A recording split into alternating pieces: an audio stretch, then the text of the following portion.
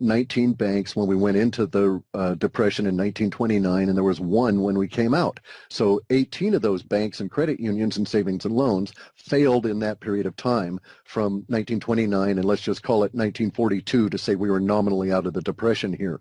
All right, during that period of time, they failed. We don't have that situation now. We don't have a situation where we have 18 independent banks that were loosely connected to a centralized banking structure. Now we have an octopus, a giant banking system that feeds off of a central heart and a central brain. So big banks will fail and they'll take out all the regionals. Now what our data showed about, I want to say maybe 5 or 6 months back, maybe it was longer than that. I just don't remember because I write these things, and I just can't remember. I'd go crazy.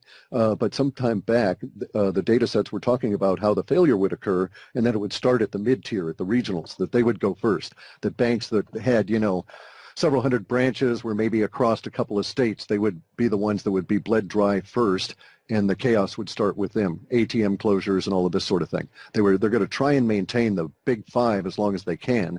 As I say, the dinosaur just doesn't know it's dead because the last of the blood's still being pumped up its neck. We've had the credit freeze in the data for couple of years at least, maybe longer than that. It was in very long-term data. Now we're getting into the details as we move closer to the event. That's basically how our system works.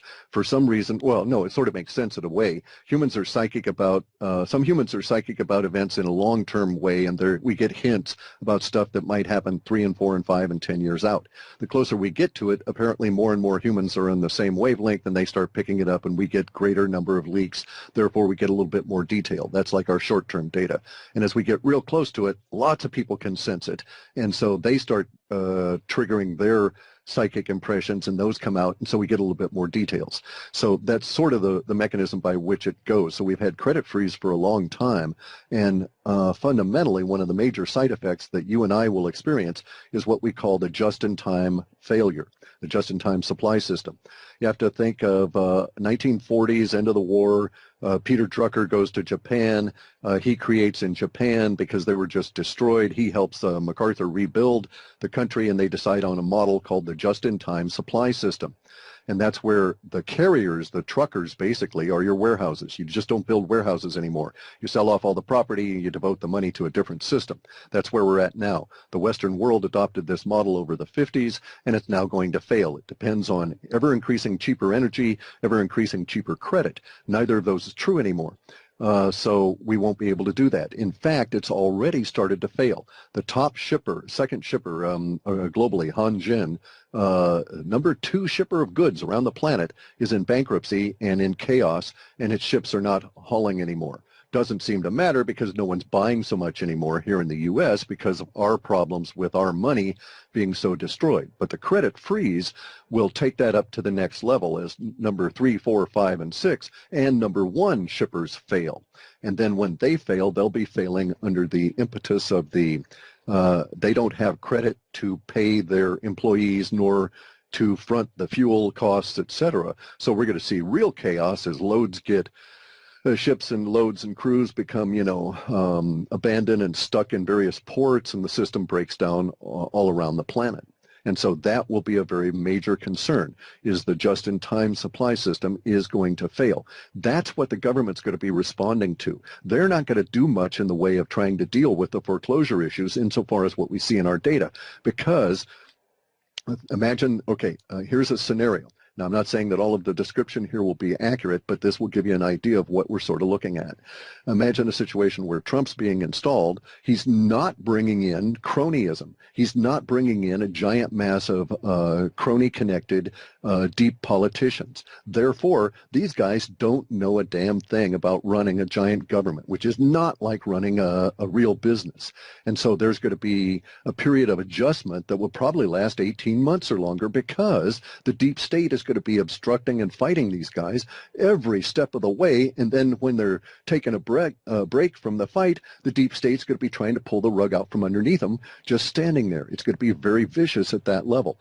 These individuals will not be able to address, that is to say, the people that are being brought into a new government will not be able to address the real problems that are besetting the populace in their fight with the occupying banks. And so at the same time, we're going to have the just-in-time supply system crash, cash because those same banks are the ones that fund this weird credit system that gets the McFries to you and, puts potatoes on the table and that kind of thing, right? So there's going to be people that are at the top that will certainly be freaking out about everything that's going on and trying to do everything they can. But I don't really necessarily, and they are what we sort of think of when we use that word government. But government's got a huge connotation. It's everything from the El Presidente all the way down to the FEMA guy that's either going to give you a bottle of water or throw you into a camp. And so what are we actually talking about? They're desperate to do that because the banksters don't want to admit well, let me stop and say humans are really funny. We always bring on ourselves, because of the nature of universe, that challenge that we need to face. And so here the bankers are trying desperately to destroy cash. And if you think, if you have all of these people out on the internet that are offering ideas as to why this is the case, that they need more control, et cetera, et cetera, et cetera. And if you only have digital things, they can control you down to your nads and, pull you on the short hairs by threatening to do away with your bank account. And none of that is true, or it's all true, but none of it is meaningful. The bankers are trying to destroy cash as their part of the system because they're vulnerable to it. They're hugely vulnerable to it because there's only a little tiny bit of real money these days and a huge amount of derivatives on that real money that actually exists. And so the problems that they have are cash-based, but not the way we think. We're going to have a cash crisis, and it's because there is not going to be enough money, actual currency, circulating through the real economy to support their paper games anymore. They were trying to get us all to shift into their virtual sim world and play with their sim money 100% of the time and get away from the cash that really is the underpinning. If you look at this thing called base money supply, you see how vulnerable we are. We have a population that's hugely inflated. It's twice the size as it was in 1947. We have a debt structure that's perhaps 100 times inflated over what it was in 1947, but we only have 2% more actual circulating money going on in society, and that's where economy actually exists. And what they were hoping to do was to speed up circulation by making it all digital. And they've got us all into a digital world, but they're still dependent on that base money, and it's got them got them by the short hairs. And so we're going to run into a big crunch here, a big credit freeze, at the same time that we find we're cash strapped. That same deflationary wave has caused hyperinflation in Venezuela, Argentina, Zimbabwe, Kenya, Hungary, Uzbekistan, and so on. And now it's about ready to hit Europe. It'll hit here probably March or April. We'll start getting into the hints of hyperinflation. Right now, how often do you actually touch anything close to money in your daily life? I mean, you as an individual. Mostly the people that are, say, even in my age group, they're dealing with the plastic cards. And as the system locks up, if your plastic card doesn't work, how are you going to pay for something at Safeway or Starbucks or someplace, or buy gas or whatever? For a while, there will still be stuff in the supply system. So we live right now without warehouses. So if we were to look at ourselves as a social body, we don't have big giant fat repositories lying around. We're existing on the fat that's being pumped around in our blood, and it's going to dry up. Our blood's going to get leaner, and so at that point we don't have those extra reserves, and you're going to run into this situation. It's hit all of the countries as the dollar has died. We're in an empire. The empire is based on the dollar, the way the British Empire was based on the pound sterling. We're replicating history. This happens all the time. Empires die from the periphery. Part of our periphery was Argentina, Venezuela, Greece, Hungary, all these countries that were dollar-based on their own currency. So we see it there first, so let us not be surprised when it hits, Florida, New Hampshire, California, et cetera, et cetera. My apologies to you if you're popping in and listening to me for the very first time. But in any event, so at the moment, this is a recording for a metals. Let's start off here with our Ponzi scheme of the paper debt markets and the U.S. dollar, all of these kind of things, and their relationship to the monetary metals of silver and gold. You'll note within our data sets that we had this very prescient, scary prescient, scary accurate, so far anyway, set of circumstances in which the data set said we're going to go up through 408, come down, go back up, come down, go back up through 408 again, and then bounce around a lot, and then go through 428. And that the day we went through 428, that was the day that silver was going to start this rise. Now, we note that that did occur. The 408, initial couple of 408s were in the early part of November. We did have the word rapid with the transit through 408 three times for Bitcoin. Sorry, this is all about Bitcoin, and it's cross-linked over to silver. But the Bitcoin transit through 408 US dollars up through 428 in this range was spoken of in the data sets as a bespoke data set that went through it and said we'd go through it three times in a rapid fashion. And I think we have to agree that in the markets, something occurring over a course of a month is probably fairly rapid. And that once we went through 428 and there was a floor established for Bitcoin at 428, then we would also have established a floor for silver. And apparently that is the case so far.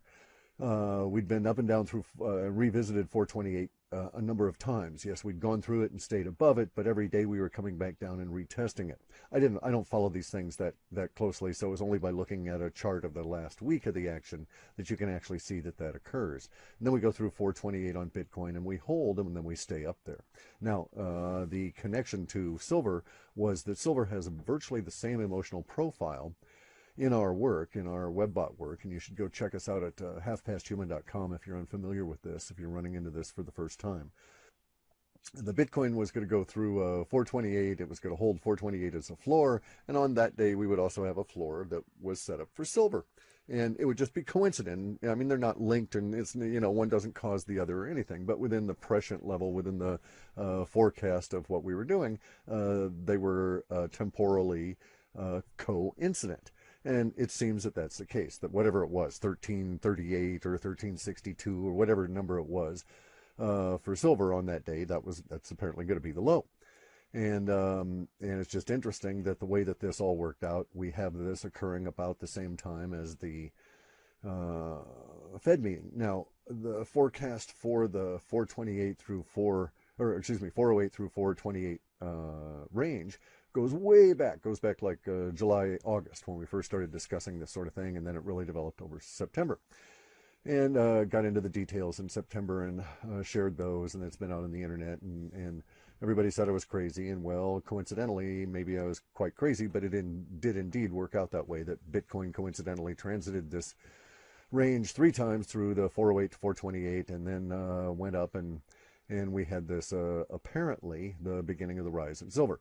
I understand that silver went down. Manipulation and that kind of thing is not an issue. We're not talking about it going up every day. We're talking about a significant rise reaching a plateau in silver. Now, the language for the significant rise and the reaching a plateau for silver is coincident, temporally coincident again with a major developing debacle within the paper debt markets. And the debacle is basically a shredding or a crumbling, corroding.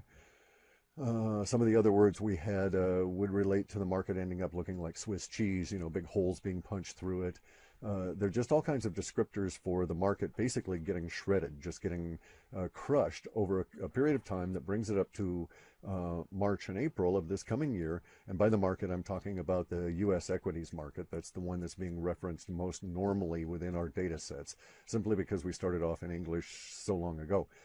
Anyway, though, it comes on up to the Dow and all of this kind of stuff, the USA paper debt markets going into a big fall over the course of 2 months in March and April of 2016. Now, the plateau in silver is reached prior to that. That is to say that silver, according to the data sets, will rise up significantly.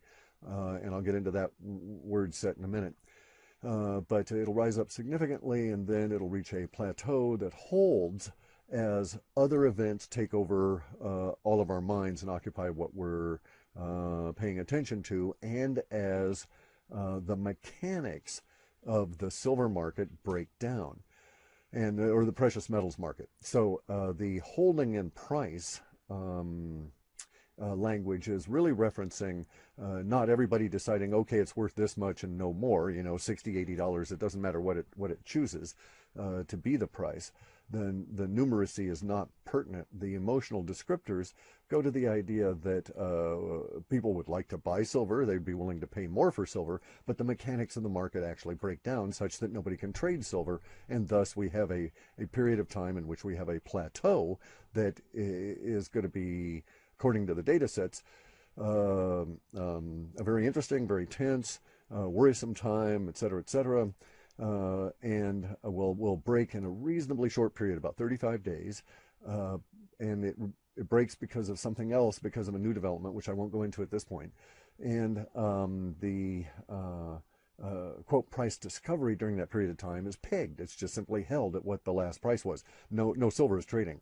In the gold market, during that same period of time, the language is describing the gold market as having gone no offer, meaning nobody's offering gold for sale. There'd be plenty of people offering money to buy it, but nobody's willing to put out, or excuse me, plenty of people offering currency to buy it, but no one's willing to sell their gold, which is money.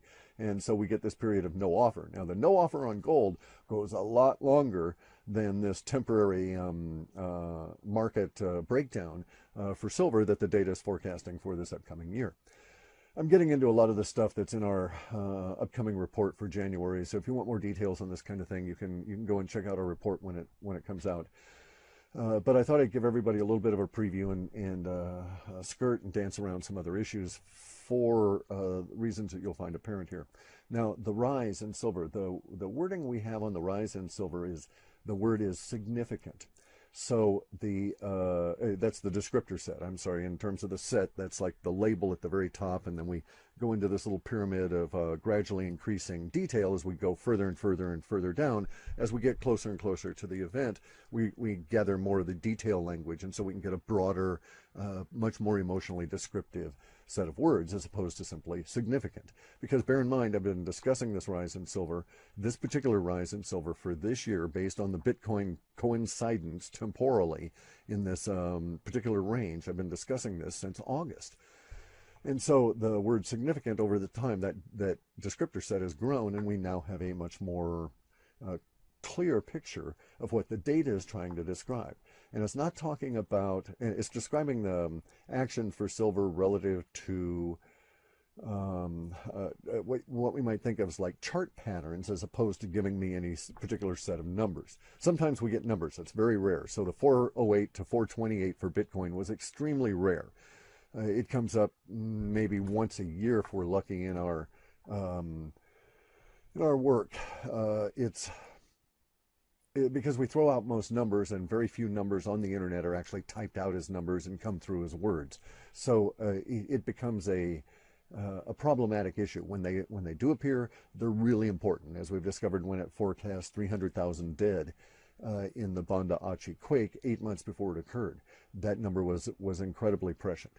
So numeracy, when it actually occurs in a textual description of a numeral, we do pay attention to. Now, we do not have that for silver at the moment. Previously, we'd had indications that it would be about $62 to $68 at the time that it went into a plateau. Now, those numbers came up before the descriptors for the significant rise, the Bitcoin, and the flow that led us to where we're at the moment.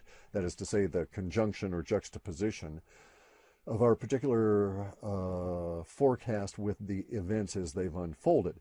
So I made forecast back in August and September about what would be happening with Bitcoin. When silver started to go up, silver did nothing until the Fed made their error. But now bear in mind also, we've been describing the Fed's decision as being an error way back in August. We were describing that they would make a bad decision at the end of November time period. That would really affect everything. In any event, though, so the word significant in this case is being linguistically described in a fashion that we could read as a chart. And if we were to look at this in that language in a chart manner, then we would see that the actual cash out of your pocket to obtain some silver in the upcoming months when we reach the plateau will clearly be double what we're looking at now. So in that sense, that's the minimum level of what we see as significant within the descriptor set we've got right now is a 100% increase in the actual cost to take delivery of that ounce.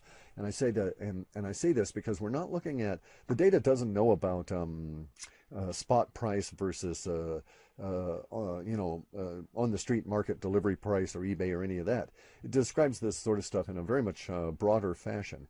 And the way in which it's actually describing it, it literally is actually getting it in hand. So we have the in hand and out of pocket language, this kind of thing, to say actual costs involved. And it delays it because it also speaks in cost and time and energy. Not in this particular instance, but in other cases we'll see the data come up with things about the cost and energy. But in this case, we've got a cost in time to obtain silver, and we've got a cost in currency. And the data sets are referencing the significant step up, which is going to be clearly, which is now clearly, more clearly described as being what we would think of as like a 100% increase. Now, this may not be a 100% increase in the spot price. I have no way of knowing that. What we're looking at is a actual cost to get it into your hands. So if right now you had to pay $22, including shipping, to get an ounce mailed to you from the local or through internet, through what are they called, the primary dealers or whoever these guys are that get it from the mints, then you could figure that we'd be looking at $40 or $45 to get that same ounce at the time that we hit this plateau before the mechanisms break down. That could be a couple of weeks. It could be a couple of days for all I know. But because we don't have a description of it that way, our description of it is that we basically take these series of steps up, not crocodile teeth, the way you have this up and down market action. True, there will be down days, and some days where you go up one day and then the next day is deliberately engineered to get you even with the day before, and so there's no gain. So it talks about that in the data sets. But overall, we're going to be reaching towards this significant rise, which we'll see as a 100% increase in the actual cost of getting it, what you got to dig into your pocket for to get that ounce of silver and actually have it in hand. And in that cost, it's also talking about time delays, which in some cases could be many weeks. So we have a clue there as to how long the period of time for the rise will take relative to the period of time for the plateau.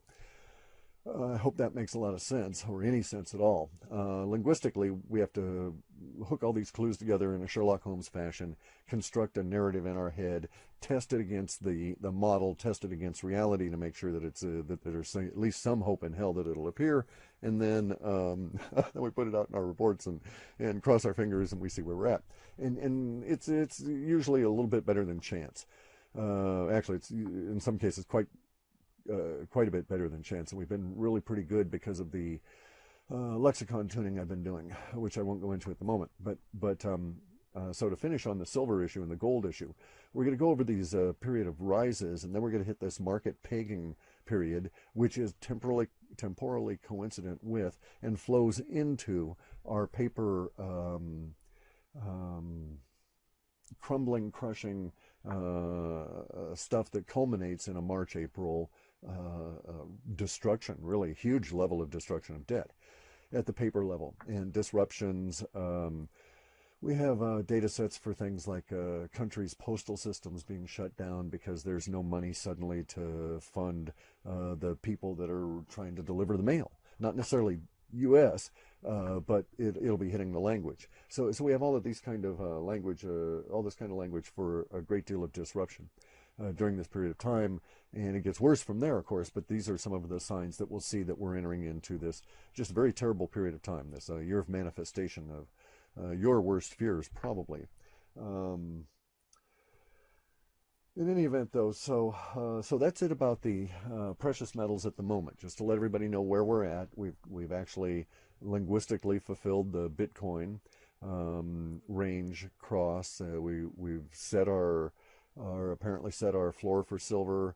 It's going to start rising over the next period of time into this until it reaches a plateau, and then it's going to smack out as and just sit for the maybe 35 days, 35 trading days, we think. There's just some indications of that. that range. And at that point thereafter, then we hit a really interesting period with hyperinflation, and the silver price goes crazy along with the prices of a lot of other things. But there's going to be a huge chunk of debt destruction. I don't know if that qualifies as deflation, but it certainly is going to be devaluation. That's going to go over the first quarter and into the end of this March-April downturn. So that's where we're at. If it helps to know that, better act on it. We're getting so close. Things are manifesting right and left. It's not a question of if, it's a question of when now.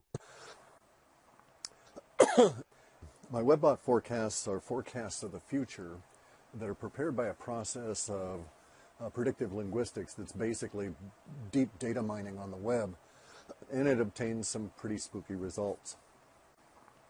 I've been asked to provide 3 reasons to read these reports because they're somewhat long, and the world's big, time is limited, there's much more interesting and fun things to draw your attention. So this guy has a legitimate question, He's saying, why should he waste his time? And so I decided to make this video and say, okay, here's why. And rather than go into all these different kinds of reasons, I just decided to give you 3 examples, 3 reasons in a sense. Well, sort of 2 reasons and an opinion. You'll see when we get there. Today, by the way, is August 20th, 2016. As with everything I do, time is important, so sometimes in the future it's going to be necessary to note this. I'd received an email from this woman who's been reading my reports for a long time. She came across them in 2008, I think she said, and maybe it was early 2009. It was right after the financial crisis. This last one got really rolling. She'd just retired maybe a few months before it had happened, had fortunately sold her house. She was a school teacher. I won't go into all of the details, but she sold her house before everything really went kablooey in the real estate market, and so she had a bit of money besides her very, very meager pension from being a school teacher for most of her life. And so she started reading my reports in, as I say, about 2008, 2009. I first heard from her mostly recently, about, say, 2 years ago. Anyway, so the situation was she had some money, she had a retirement account, and she realized by sometime in 2009, 2010, that her money was being eaten away faster by the banks than by her spending it. And so it was a real problem for her. Oh, by the way, she found my reports because she was looking for the most pessimistic view she could find, because she said, obviously, we're into it in a deep way in 2008, and she wanted to see stuff that was beyond her level of thinking so that she could get a bit prepared. And, at that point, you really didn't get much more pessimistic than, than my reports, because we were deep into it, and that's all that the reports were generating. Anyway, so she stumbles across my reports, and she tells me she was fascinated by so much in it, she kept reading it long after she got the gist of the economic stuff, and she just kept getting them year after year. Anyway, so as I said, her retirement was getting eaten away, and then she said one day in 2012 she just decided to do something about it. She had the nest egg that was just being eaten away. It was from her house. She was living in a rented place at that point, and it was being eaten away too by inflation and not being able to invest it and get any return on her income. So she decided to do something that I'd been talking about in my reports in 2012 and since then. And in 2012, I was really big on it. And yes, you got to do this. You got to do this, guys. You really got to do this. And because at that point, I was convinced. Now, I'd run across this way back when, but it took me a couple of years to be sure that I was going to be offering advice that would stand the test of time, that I would be able to look myself in the mirror, in 2020 and say, yeah, I did right by those people. That was really good advice. And so far, I've been proven correct on this. Anyway, long story, cut it short, she started buying Bitcoin as it was going down, and she bought it first, she said, at like 75 cents, and it went down to about 30 cents, and then she's been buying it ever since. She's got a lot of Bitcoin,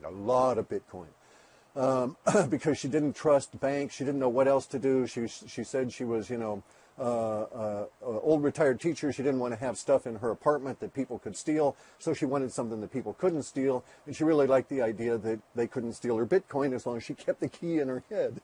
So anyway, she has a lot of Bitcoin, and she wrote to me recently and was thanking me for this, saying, thank you for getting me into Bitcoin.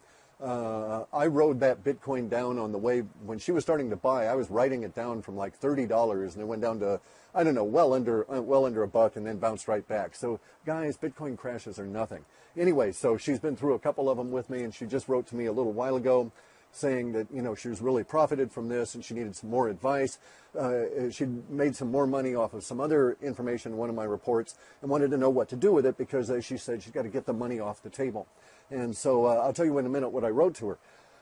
So now my second example is from somebody who profited by not doing something, okay? And this is happening in real time, more or less, as I'm recording this today, Saturday. This was a guy who is a retired fellow.